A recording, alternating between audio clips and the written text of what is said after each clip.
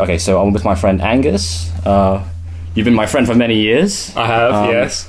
I have recently discovered that you have a rather interesting pastime. I suppose you can say that, yep. You belong to a demographic of our society that is of the age of 18. You're 18? I'm 18, You are 18. You are of a male. I would hope so, yes. And you like My Little Pony. I do. Friendship is Magic. Yes. The Hasbro line. Now, this is a series that has been going on since 1983, I believe. I believe that is correct, yes. The subsequent TV show was launched in 1984.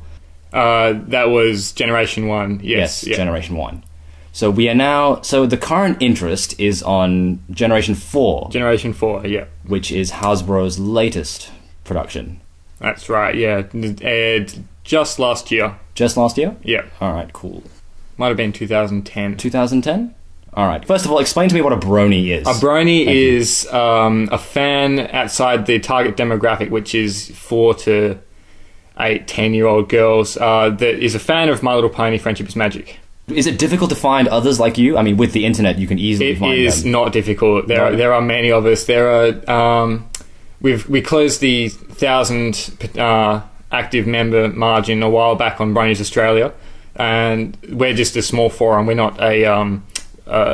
this is an internet forum. This is an internet forum, yeah. This is a group of Australian Bronies that are active participants, and we meet up every so often and do all sorts of fun things. So let's talk about the show itself now. So, alright, so the show revolves around 6 main characters. It does, yep. And, including that sidekick character that they have. Spike, yeah. Alright, let me just read. Okay, so you have Rainbow Dash. Yep. Twilight Sparkle. Mm-hmm. Rarity, Applejack, and Pinkie Pie. Is that correct? Yes. Am I correct? Alright, and Spike the dragon. Yes. Now, the baby dragon. Alright, so what about these characters do you find that... I think... What drew you in? As in, like, that they're relatable, not necessarily into individual characters, but they all show aspects of their character that can be related to quite easily. So Rainbow Dash, very loyal to her friends, maybe a bit hot-headed. Then the other end of the spectrum, Fluttershy, the shy, timid, kind and caring Pegasus. So I don't know. Everyone has their favourite character, I suppose, but they all have their positive and negative traits. So they're three-dimensional characters. They are three-dimensional characters, yeah, which is opposed to a lot of the other, I suppose, shows that are targeting younger audiences, especially younger girls, that have these perfect princess characters that aren't relatable to, and so I think that's another major reason that the show has become so popular. Okay, so how do others react when they hear about this? I'll tell you interesting... that my girlfriend's reaction was girlfriend's reaction was quite remarkable. The double take that was had there. Is that what she looks for in a man? A Brony? Oh, the Brony. No, I don't think that's what she looks for in a man. But so, ladies, he is not single. I'm not single. No, I'm not available. More's the pity. I'm sorry, ladies. Yep. Yeah, I don't think there's been any real negative. I did almost get into an altercation on a bus because I was with several other people that were wearing pony shirts, but those people were drunk and we were in Fremantle. So yep. I think that's just going to happen. There's always going to be people out there that can't respect other people for their interests. So yeah, I haven't had any real problems with it. Some of my friends sometimes take the piss out of me, but yep. Yeah, I'm pretty good at reciprocating on that front. So yeah, I don't think there's been any real negative aspects to my interest in the show. I don't think. I might be forgetting something along the line, but I don't think there's been any real issue there. So let's talk about the villains of My Little Pony. Now I got a couple listed here. Yep. We have Nightmare Moon. Nightmare Moon, yes. Discord. And we have the Changeling Queen. Chrysalis, yep. Oh, she has a name? Okay, good. She has a name, yeah. Chrysalis. didn't do my research.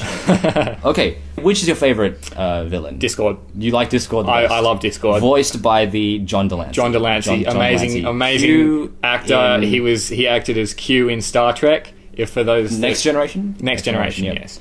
All right, so essentially very similar characters, actually. Very, very similar characters.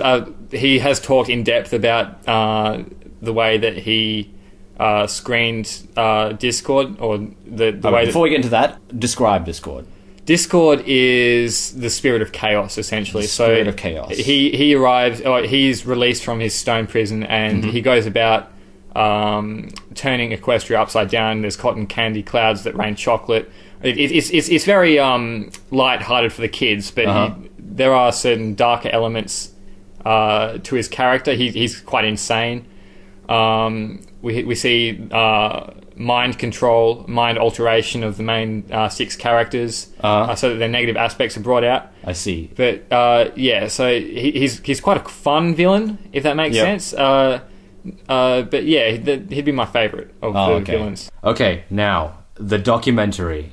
Let's talk about. Okay, this is one of the most interesting parts, I think, things that we're going to be talking about in this interview, because we talked earlier about the voice actor of Discord, John Delancey. Yes. Who has taken quite a keen interest in the Brony fandom, and so much so, in fact, that when he saw some of the other popular media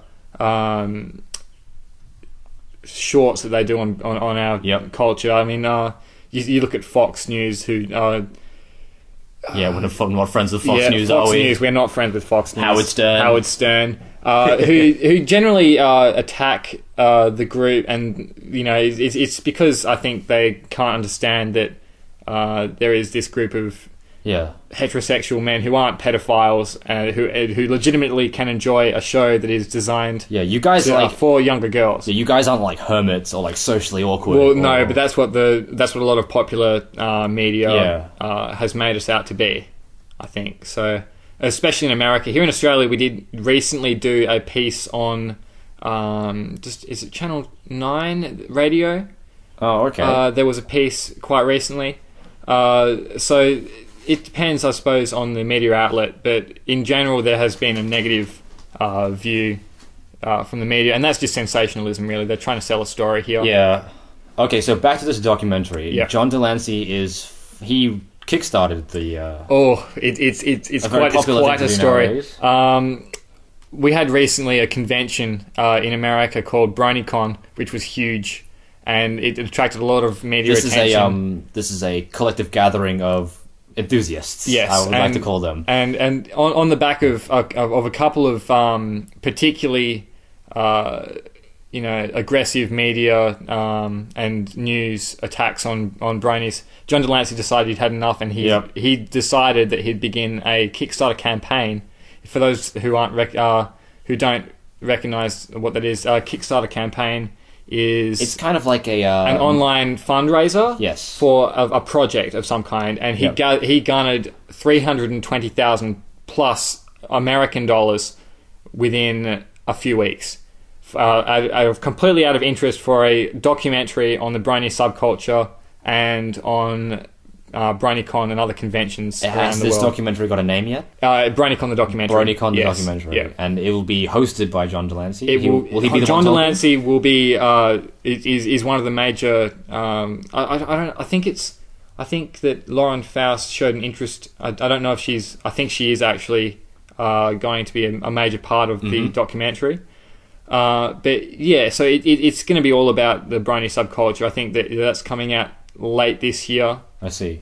Is when it's forecasted to be released. Unfortunately, I don't have a PayPal, which is pretty much the only way I can send money on Kickstarter. Because are they still receiving donations? No. The documentary has been filmed in editing stage at the moment. Well, that's not bad. All right. Well, thank you for your time, Angus. I think that's about all we've got. Wow, we've gone for a while. Mm-hmm. And any final things? So you might want to promote something? I would say that to people that haven't watched the show, don't dismiss it. It's a good show for anyone that wants to watch it, and you shouldn't just cast it aside because of how you think you should be behaving. in today's society. So yeah. All right, thank you very much, Angus. Thank you, Mitch. Awesome.